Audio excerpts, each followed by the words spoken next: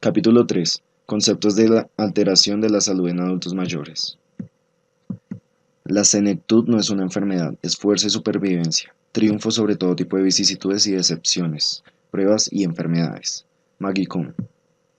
El envejecimiento es un proceso natural que dura toda la vida y que trae consigo cambios biopsicológicos singulares. Para muchos adultos mayores existen cambios en sus funciones corporales, aspecto físico, capacidades cognitivas, estructura familiar y ambiente social. La gerontología es la disciplina que estudia el envejecimiento y a los adultos mayores desde la perspectiva biológica, psicológica y sociológica. Explora los procesos dinámicos de los cambios físicos y complejos, ajustes en el funcionamiento psicológico y alteraciones en las identidades sociales. Una primera distinción importante es que el envejecimiento y la enfermedad no son sinónimos. Por desgracia, se da por hecho con frecuencia que envejecer se acompaña de manera inevitable de enfermedad, discapacidad y una disminución general en la función. El hecho es que el cuerpo envejecido puede realizar la mayoría, si no es que todas las funciones que tenía en su juventud. La diferencia es que las funciones toman más tiempo, requieren de una mayor motivación y son menos precisas. Sin embargo, como en la juventud, el mantenimiento de las funciones fisiológicas ocurre a través de la actividad continua. Cuadro, adultos mayores y teorías de envejecimiento. Después de terminar esta sección del capítulo, el lector será capaz de cumplir con los siguientes objetivos. 1. Enunciar una definición para viejo joven, viejo maduro y viejo viejo, y describir la tendencia cambiante en la población de adultos mayores. 2. Analizar las teorías de envejecimiento biológico. Subtítulo. ¿Quiénes son los adultos mayores? Por lo general se define la población de adultos mayores en términos cronológicos e incluye personas de 65 años de edad y mayores. Esta edad se eligió de una manera un poco arbitraria e históricamente está vinculada con el Social Security Act de 1935. Con esta ley se desarrolló el primer sistema nacional de pensión en Estados Unidos, la cual designó a los 65 años como la edad de la jubilación. Desde entonces, la expresión edad avanzada se comprende que aplica a cualquier persona mayor de 65 años de edad, debido a que existe una heterogeneidad considerable en este grupo. Los adultos mayores a menudo se agrupan a su vez en viejo joven, 65 a 74 años, viejo maduro, 75 a 85 años, y viejo viejo, 85 o más años, para reflejar con más exactitud los cambios que ocurren en la función. Sin embargo, los parámetros de edad son de algún modo irrelevantes, debido a que la edad cronológica es un mal factor pronóstico de la función biológica. No obstante, la edad cronológica sí ayuda a cuantificar el número de personas en un grupo y permite hacer pronósticos para el futuro. En el año 2009, casi el 13% de la población total de Estados Unidos, 39,5 millones, tenía 65 años de edad o más. La proporción de adultos mayores declinó por primera vez en la década de los 1990, en parte debido al relativo bajo número de nacimientos a finales de la década de los 1920 y principios de la década de los 1930. Esta tendencia se detuvo en 2010 cuando los baby boomers, es decir, los nacidos en el auge de nacimiento de 1946 a 1964, empezaron a llegar a la edad de 65 años. La misma población de adultos mayores envejece cada vez más. El promedio de esperanza de vida ha aumentado como resultado de los avances generales en la tecnología de la atención médica, mejor nutrición y mejor higiene. En 2008, el grupo de edad de 65 a 74 años, 20,8 millones, era 9,5 veces mayor que en 1900, mientras que el grupo de 75 a 84 años de edad, que eran 13,1 millones, era 17 veces mayor, y el grupo de 85 años o más, 5,6 millones, era casi 46 veces mayor. Se espera que la población completa de adultos mayores crezca cerca de 72 millones para el año 2030. Las mujeres que hoy tienen 65 años de edad pueden esperar vivir 19,9 años adicionales, 97,8 años de edad, y los varones 17,2 años adicionales, 90,1 años de edad. Las mujeres tienden a vivir más durante el proceso de envejecimiento, En Estados Unidos en 2009 existía una proporción de 136 mujeres por cada 100 varones mayores de 65 años. Esta proporción aumenta hasta 216 mujeres por cada 100 varones en el grupo de 85 años o más. El estado civil también cambia con el avance de la edad. En 2009 casi la mitad de las mujeres mayores eran viudas y existían 3 veces más viudas que viudos. Aunque cerca de 6,5 millones de adultos mayores pertenecían a la fuerza de trabajo en 2009, es decir, trabajaban o buscaban trabajo, la mayoría estaba jubilada. La jubilación representa un cambio importante de rol para los adultos mayores. Las actitudes y ajustes para la jubilación están influenciados por el estilo de vida y los valores antes del retiro. Las personas con actividades recreativas durante su vida laboral parecen ajustarse mejor a la jubilación que aquellas cuyas vidas estaban dominadas por el trabajo. Para muchos de los adultos mayores de hoy, en especial los viejos viejos, la ética del trabajo de la Gran Depresión sigue profundamente embebida como propósito central de la vida. Cuando se termina el trabajo, se siente una pérdida importante y algo debe tomar su lugar. En vista de que las actividades recreativas no siempre fueron una actividad de alto valor, los adultos mayores tienen dificultad para aprender a participar en actividades recreativas significativas. La pérdida del trabajo productivo es solo una de las muchas pérdidas que acompañan el proceso de envejecimiento. La pérdida del cónyuge es un accidente muy importante en la vida que con frecuencia tiene implicaciones negativas para el sobreviviente. Los expertos citan un aumento en la tasa de mortalidad entre los adultos mayores con un duelo reciente, en especial los varones, un aumento en la incidencia de depresión, angustia psicológica y soledad, y tasas más altas de enfermedades crónicas. La pérdida de la salud física y la pérdida de la independencia son otros cambios que afectan los aspectos psicosociales del envejecimiento, como la relocalización, la pérdida de amigos y familiares y los cambios en la estructura familiar. La pobreza es frecuente en la población de adultos mayores. En 2009, el 8,9% de las personas de 65 años o más vivía bajo la línea de pobreza y el otro 5,4% se clasificaron como casi pobres, ingreso entre el nivel de pobreza y el 125% de este nivel. Las tasas de pobreza varían entre los subgrupos de adultos mayores, con el 19,5% de afroamericanos, el 18,3% de hispanos y el 6,5% de caucásicos en el nivel de pobreza en 2009. Las fuentes principales de ingreso para las personas mayores en 2008 fueron la seguridad social, 87% de las personas mayores, ingresos por bienes, 54,6%, pensiones públicas y privadas, 28%, y salarios, 25%. Contrario a la creencia popular, la mayoría de los adultos mayores vive en comunidades.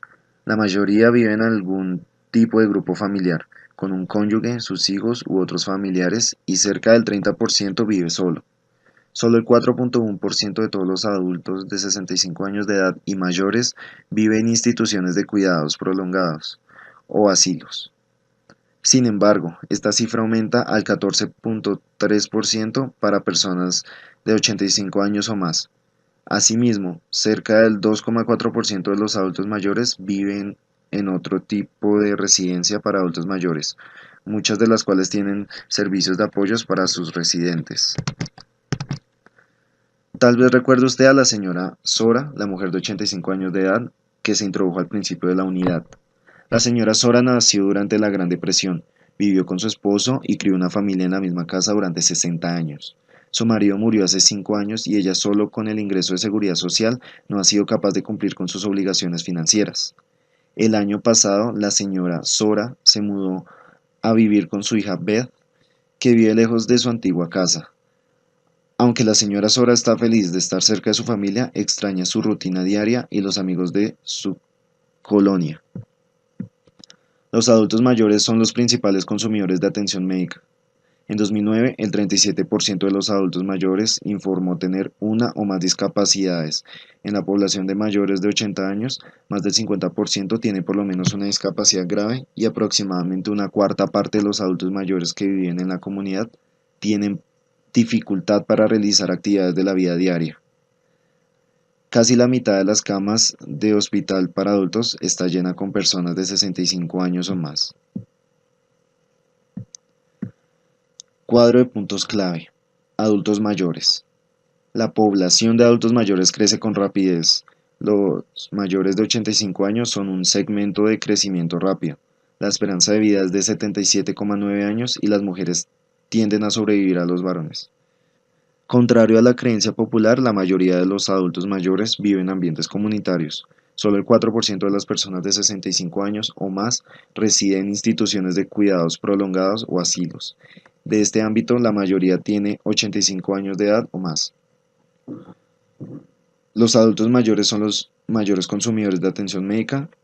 Un tercio de ellos tiene por lo menos una discapacidad. En algunas personas, la discapacidad interfiere con su capacidad de realizar las actividades de la vida diaria. Subtítulo: Teorías del envejecimiento.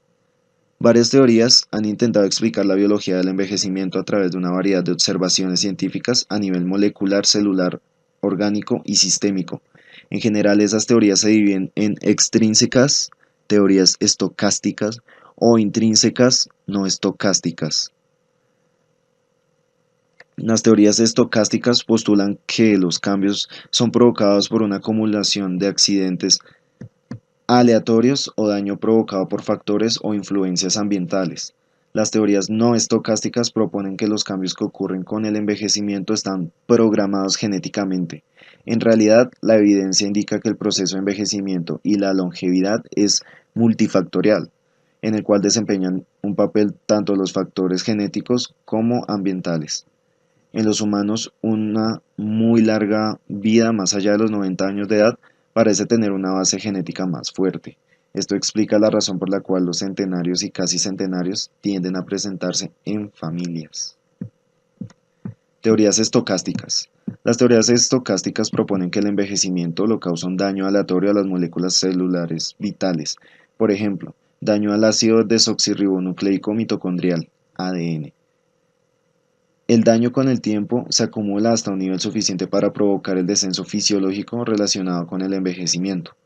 La teoría de la mutación somática del envejecimiento establece que la longevidad y el funcionamiento de las células en diversos tejidos corporales están determinados por la molécula del ADN bicatenario y sus enzimas de reparación específica. El ADN sufre cambios continuos en respuesta tanto a factores exógenos como procesos intrínsecos. El envejecimiento es el resultado de condiciones que producen mutaciones en el ADN o déficit en los mecanismos de reparación del ADN. La teoría de los radicales libres oxidativos es otra idea estocástica, en el cual se piensa que el envejecimiento es provocado en parte por el metabolismo oxidativo y los efectos del daño por los radicales libres. Los principales productos derivados del metabolismo oxidativo incluyen superóxidos que reaccionan con el ADN, el ácido ribonucleico, las proteínas y los lípidos, lo que conduce al daño celular y envejecimiento. Otra teoría de daño, la teoría del deterioro por uso, propone que el daño acumulado a partes vitales de la célula lleva a envejecimiento y muerte. Se cita como ejemplo al ADN celular. Si la reparación del ADN dañado es incompleta o defectuosa, como se cree que ocurre con el envejecimiento, ocurre un descenso en la función celular. Teorías no estocásticas.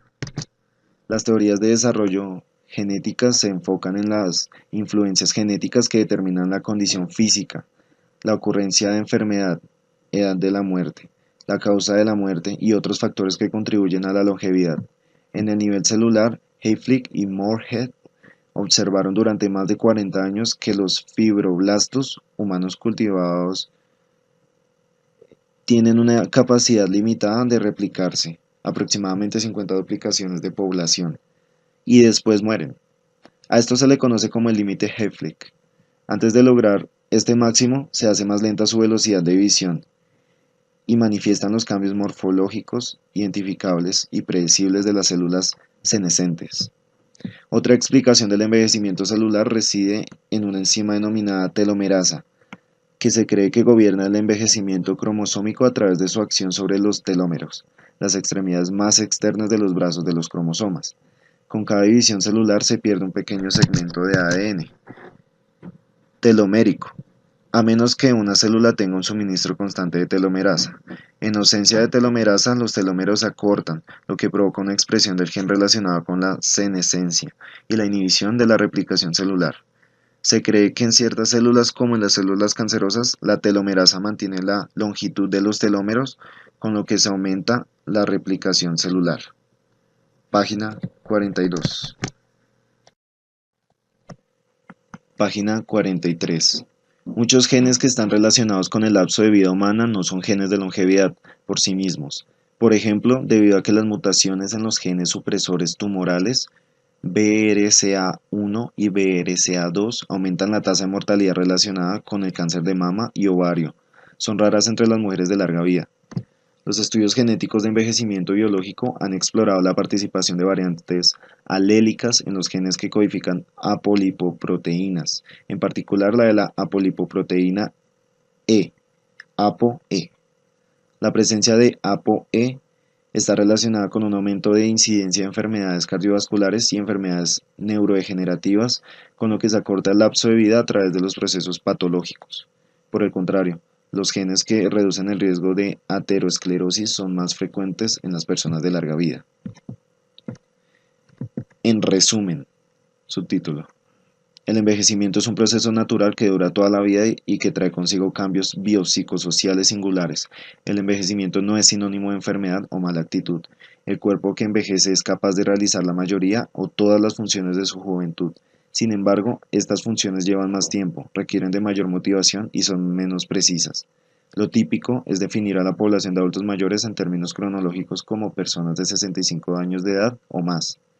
Se dividen a su vez como viejo joven, 65 a 74 años, viejo maduro, 75 a 84 años, y viejo viejo, 85 años o más. El número de adultos mayores ha aumentado y se espera que continúe creciendo en el futuro, con un pronóstico de 72 millones de estadounidenses mayores de 65 años de edad para el año 2030. Existen dos tipos principales de teorías que se utilizan para explicar los cambios biológicos que ocurren con el envejecimiento. Las teorías estocásticas, las cuales afirman que los cambios del envejecimiento son el resultado de la acumulación de accidentes aleatorios o daño por peligros ambientales, y las teorías del desarrollo genéticas, las cuales proponen que los cambios del envejecimiento están programados genéticamente. Subtítulo: Cambios fisiológicos del envejecimiento. Después de terminar esta sección del capítulo, el lector será capaz de cumplir con los siguientes objetivos. 1. Describir el proceso de pérdida ósea que ocurre con el envejecimiento. 2. Explicar los cambios comunes en la regulación de la presión arterial que se producen con el envejecimiento. 3. Describir los cambios que ocurren con el envejecimiento en el tubo digestivo. 4. Explicar la importancia de la disminución de la masa corporal magra en la interpretación de la velocidad de filtración glomerular, BFG, mediante la utilización de las concentraciones de creatinina sérica. Los cambios fisiológicos que se observan en los adultos mayores reflejan no solo el proceso de envejecimiento, sino los efectos de años de exposición a los factores ambientales como la luz solar, el humo del cigarrillo y los procesos patológicos como diabetes mellitus o artritis. En general, existe un descenso universal en la estructura y función corporal con el avance de la edad. El descenso provoca una disminución en la capacidad de reserva de los diversos sistemas orgánicos, que como consecuencia produce una reducción en las capacidades homeostáticas, lo que hace que el adulto mayor sea más vulnerable a los estresantes como la enfermedad, traumatismo, cirugía, medicamentos y cambios ambientales. La investigación para identificar los cambios relacionados con la edad es más difícil que la investigación de los estados patológicos. Los estudios que utilizan metodologías transversales son los más fáciles de realizar. Sin embargo, la mortalidad hace confusos los resultados. Aunque los estudios longitudinales tienden a ser más precisos, requieren de años para realizarse y es posible que no sean capaces de tomar en cuenta las numerosas variables que entran en la ecuación del envejecimiento, como el ambiente, la ocupación y la dieta. Sin embargo, es importante diferenciar tanto como sea posible los cambios que ocurren en el cuerpo como resultado del envejecimiento de los que ocurren debido a esa enfermedad. Esta distinción permite un diagnóstico más exacto y tratamiento más adecuado de los padecimientos y ayuda a evitar el etiquetado inadecuado de cambios por envejecimiento. Sin importar la dificultad de definir el envejecimiento normal en cuanto a su relación con los diversos sistemas orgánicos, existe un patrón de pérdida gradual. Muchas de estas pérdidas se inician en la edad adulta temprana, pero debido a la gran reserva fisiológica de la mayoría de los sistemas orgánicos, el decremento no se hace funcionalmente significativo hasta que la pérdida alcanza cierto nivel. Algunos cambios, como aquellos que afectan la piel y la postura, son más visibles. Otros, como los que afectan el riñón, pasan desapercibidos hasta que la persona es puesta a prueba con situaciones como la eliminación de medicamentos. Subtítulo: Cambios tegumentarios. Los cambios en la piel reflejan de manera más clara el proceso de envejecimiento que los cambios en otros sistemas orgánicos. El envejecimiento impacta las funciones primarias de la piel: protección del ambiente, regulación de la temperatura, equilibrio de líquidos y electrolitos, función sensitiva y excreción de desechos metabólicos. La exposición a la luz solar y la inclemencia del clima aceleran el envejecimiento de la piel. Con el envejecimiento, la piel se vuelve arrugada, seca y con una pigmentación desigual.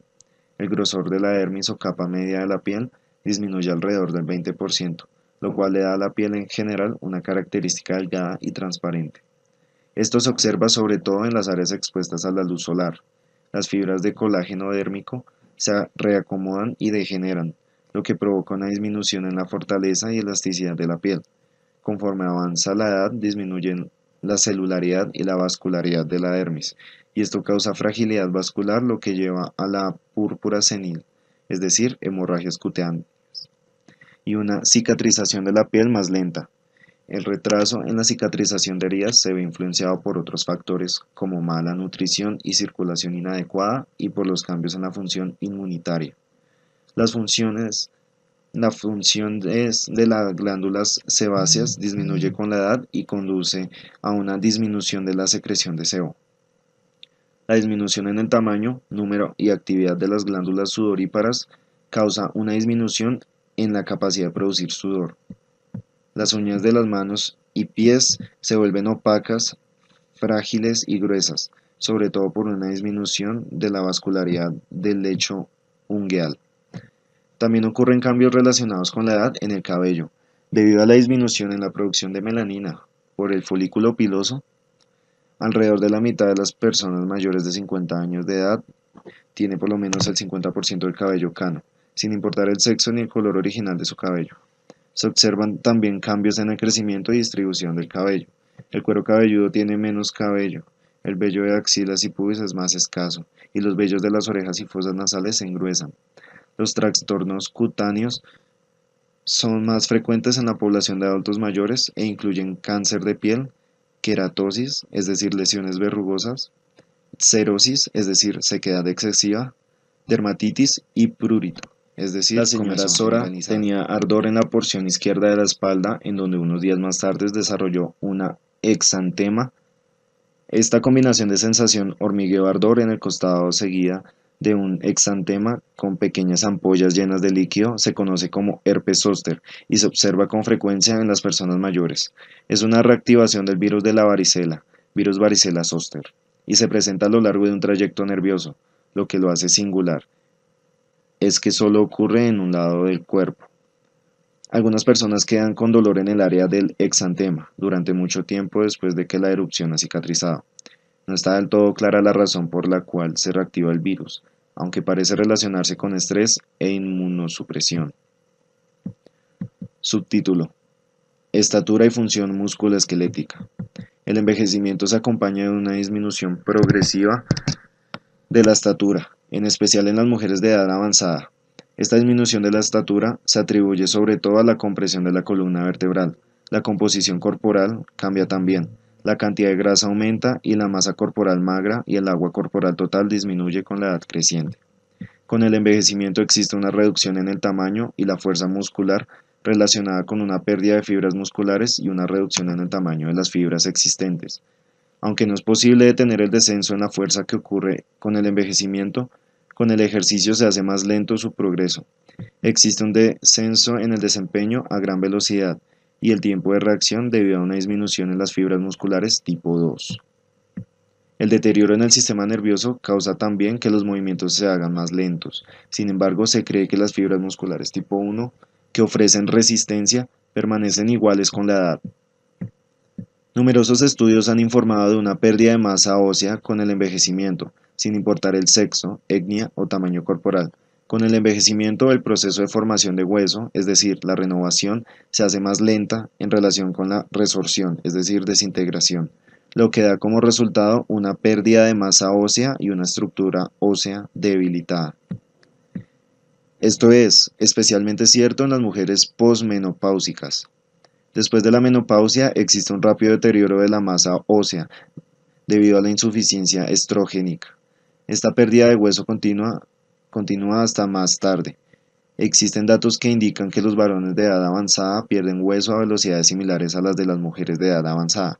Este proceso se convierte en patológico, es decir, osteoporosis, cuando aumenta de manera significativa la predisposición a fractura y complicaciones relacionadas. La prevalencia de artropatía aumenta en los adultos mayores. Hacia los 65 años de edad, el 80% de la población tiene algo de artropatía. La osteoartritis es tan frecuente entre los adultos mayores que a menudo se asume erróneamente que es un cambio normal relacionado con la edad en vez de una enfermedad. Las articulaciones sinoviales finalmente se ven afectadas por la osteoartritis, con más frecuencia las articulaciones de manos, pies, rodillas, caderas y hombros. Se caracteriza por la pérdida de cartílago y formación de hueso nuevo, lo que provoca una distorsión en la articulación, limitación en el rango de movimiento e inestabilidad de la articulación. La edad es el factor de riesgo más importante para el desarrollo de osteoartritis, en parte debido al mecanismo de impacto sobre las articulaciones a lo largo del tiempo, aunque también está relacionado con lesiones, condición física alterada del cartílago articular, obesidad, por ejemplo rodilla, deformidad congénita, por ejemplo cadera, depósito de cristales en el cartílago articular, por ejemplo rodilla, y herencia. A menudo les siguen dolor, inmovilidad e inflamación articular. El tratamiento está encaminado a minimizar los factores de riesgo, adelgazamiento, si está indicado, ejercicio para aumentar la fuerza muscular y medidas para aliviar el dolor. Subtítulo: Función cardiovascular. La enfermedad cardiovascular sigue siendo la principal causa de morbilidad y mortalidad en los adultos mayores. A menudo es difícil separar los verdaderos cambios relacionados con la edad en el sistema cardiovascular de los procesos patológicos. Con la edad, la aorta y las arterias tienden a volverse más rígidas y menos distensibles. El corazón responde menos a las catecolaminas y disminuye la frecuencia cardíaca máxima como respuesta al ejercicio, y existe una disminución de la tasa de relajación ventricular diastólica. Presión arterial, subtítulo. La relación entre la presión arterial y el riesgo de enfermedad cardiovascular es continua, constante e independiente de otros factores de riesgo. Numerosos estudios han mostrado que la presión arterial sistólica aumenta de manera progresiva con la edad, mientras que los aumentos en la presión diastólica tienden a permanecer estables e incluso disminuir después de los 50 años. Como resultado, existe un aumento brusco en lo que se conoce como hipertensión sistólica entre los adultos mayores, lo cual ocurre como consecuencia de un aumento en la rigidez arterial. Una elevación en la presión arterial sistólica acompañada de una presión diastólica normotensa causa un aumento drástico en la presión del pulso. Este es un indicador pronóstico conocido de accidentes coronarios futuros. Por lo tanto, se recomienda el tratamiento agresivo de la hipertensión sistólica, que ha demostrado una reducción en accidentes cerebrovasculares, insuficiencia cardíaca, nefropatía y otras complicaciones. Las personas normotensas a los 55 años de edad tienen un riesgo a lo largo de la vida del 90% de desarrollar hipertensión. Existe ahora una tendencia a intervenir cuando las personas se consideran prehipertensas, es decir, presión arterial sistólica de 120 a 139 milímetros de mercurio, o presión arterial diastólica de 80 a 89 milímetros de mercurio, con estrategias de modificación de estilo de vida para prevenir hipertensión. La hipotensión ortostática o una disminución importante en la presión sistémica al asumir una posición erecta es más frecuente entre los adultos mayores. Los mecanismos cardiovasculares de compensación a menudo están retardados o son insuficientes, de manera que también es frecuente una disminución en la presión arterial debido al cambio de posición o el consumo de un alimento. Incluso en ausencia de hipotensión ortostática, los adultos mayores responden al estrés postural con cambios menores en la frecuencia cardíaca y la presión diastólica. Se cree que esta respuesta alterada al estrés ortostático es provocada por cambios en la función del sistema nervioso autónomo, funcionamiento inadecuado del sistema circulatorio o ambos. Función cardíaca. En los adultos mayores sanos existen múltiples factores que determinan el efecto del envejecimiento sobre la función cardíaca. Con el envejecimiento existe un aumento en el grosor de la pared del ventrículo izquierdo, un retraso en el llenado temprano del ventrículo izquierdo, una disminución en la respuesta a la estimulación beta-adrenérgica y las catecolaminas circulantes, una disminución en la frecuencia cardíaca máxima y el gasto cardíaco máximo, así como un aumento en la resistencia vascular sistémica y la poscarga ventricular izquierda. La poscarga, es decir, la oposición al vaciamiento ventricular izquierdo, se eleva de manera constante con la edad, conforme la aorta ascendente se vuelve más rígida y la resistencia de los vasos arteriales periféricos aumenta. Aunque el tamaño general del corazón no aumenta, el grosor de las paredes ventriculares izquierdas se incrementa con la edad, en parte como respuesta al aumento de la poscarga que se desarrolla debido a los cambios en los vasos sanguíneos. Página 45.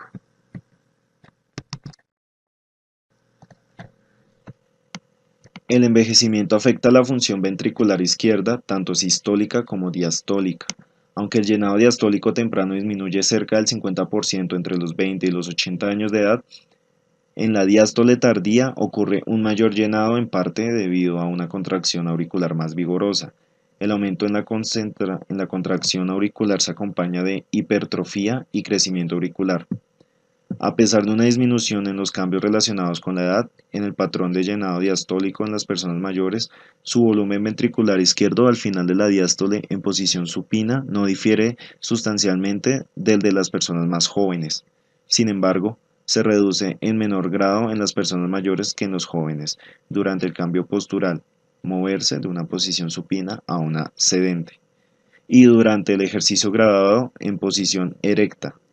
Además, la fracción de eyección máxima del ventrículo izquierdo, es decir, el porcentaje del volumen al final de la diástole del ventrículo izquierdo que se expulsa durante la sístole, que es posible lograr durante el ejercicio máximo, disminuye con la edad, en este caso debido a una menor disminución en el volumen al final de la sístole en el ventrículo izquierdo. Se cree que el deterioro relacionado con la edad en la contractilidad del miocardio contribuye a producir este efecto en la regulación del volumen al final de la sístole. La frecuencia cardíaca de reposo en posición supina permanece sin cambios o disminuye solo un poco con la edad.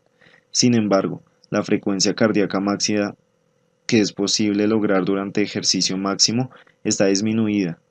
La reducción en la frecuencia cardíaca es la razón por la cual disminuye la reserva de gasto cardíaco máximo en los adultos mayores sanos.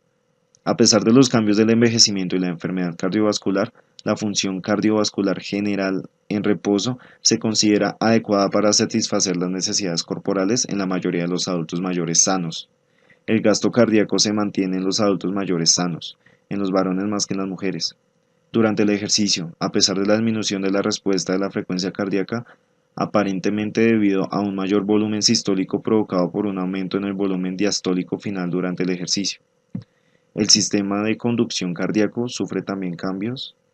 El nodo senoauricular presenta fibrosis y el número de células marcapaso del nodo sinusal se reducen en un 90%. El nodo auriculoventricular en ocasiones se ha afectado por la calcificación del músculo cardíaco cercano. Las consecuencias de estos cambios incluyen el síndrome del seno enfermo y anomalías en la conducción. Subtítulo: Función respiratoria.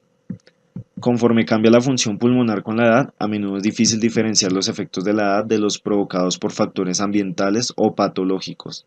El consumo de oxígeno máximo, una medida que se utiliza para determinar la función cardiopulmonar general, declina con la edad. En numerosos estudios se ha indicado que el VO2 máximo mejora de manera significativa con ejercicio y que el VO2 máximo de los atletas máster adultos mayores se asemeja al de sus contrapartes más jóvenes. La pérdida de la retracción elástica entre los pulmones no la provocan los cambios en la cantidad de elastina y la composición de las fibras de colágeno. Más bien, el aumento en el diámetro alveolar disminuye la tensión superficial, con lo que se disminuye la retracción elástica. La calcificación de los tejidos blandos de la pared torácica causa aumento en la rigidez y con ello aumenta la carga de trabajo y de los músculos respiratorios. Existe una pérdida de la estructura alveolar que disminuye el área de superficie de intercambio gaseoso. Aunque la capacidad pulmonar total permanece constante, las consecuencias de estos cambios provocan un aumento del volumen pulmonar residual, un aumento en la capacidad de reserva funcional y una disminución de la capacidad vital. Existe una disminución lineal en la tensión de oxígeno arterial, PO2, de cerca de 20 milímetros de mercurio desde los 20 hasta los 70 años de edad. Esto se cree que es el resultado principalmente de un desequilibrio ventilación-perfusión del pulmón envejecido.